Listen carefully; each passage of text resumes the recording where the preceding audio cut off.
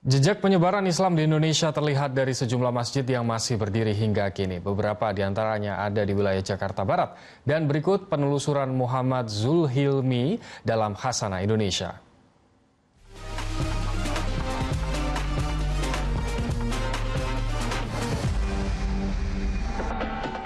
Kawasan Kota Tua menjadi salah satu destinasi bagi warga Jakarta untuk berlibur.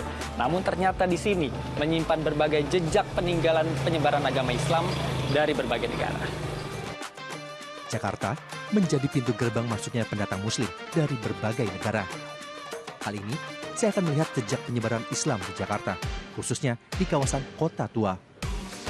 Penelusuran saya awali di Masjid Jami Al-Ansor yang dibangun oleh pendatang dari Malabar, India, dan Tiongkok pada 1648. Semula, masjid ini hanya surau kecil yang dikelilingi makam. Namun, langgar ini kemudian dibangun ulang akibat peristiwa banjir besar.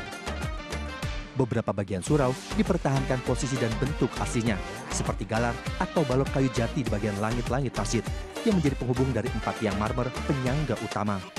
Di sini juga terdapat 2 makam yang tidak mempunyai identitas, namun diyakini sebagai penyebar agama Islam di Nusantara. Penelusuran saya berlanjut di Masjid Az-Zawiyah yang dibangun pada abad ke-17 dan seringkali difungsikan untuk kegiatan mengaji serta memperdalam kitab kuning. Yang menarik, di masjid ini terdapat sumur tua yang tak pernah kering sejak 1730. Konon, air sumur masjid ini menyimpan sejumlah khasiat. Kalau masalah khasiat hanya Allah yang tahu khasiat keyakinannya kan. Ya kalau kita hanya manusia berikhtiar. Mereka yakin dengan sumur air zawiyah, ya mereka jadikan obat. Ya bismillah. Tidak dipaksakan dan tidak diharuskan. Tapi karena keyakinan dia dengan Habib Ahmad bin Muhammad bin Hamzah atas, dia tawasul minta doanya, bisa terjadi sesuatu apapun. Sumur ini kabarnya dibuat oleh Habib Ahmad bin Muhammad bin Hamzah Alatas bersama sejumlah ulama pada zamannya. Ya, jadi air sumur yang ada di Masjid Az-Zawiyah ini tidak hanya digunakan untuk berwudu, kemudian untuk kegiatan di masjid lainnya, tapi juga untuk diminum. Kita akan lihat bagaimana kejernihan air yang ada di sumur Az-Zawiyah ini.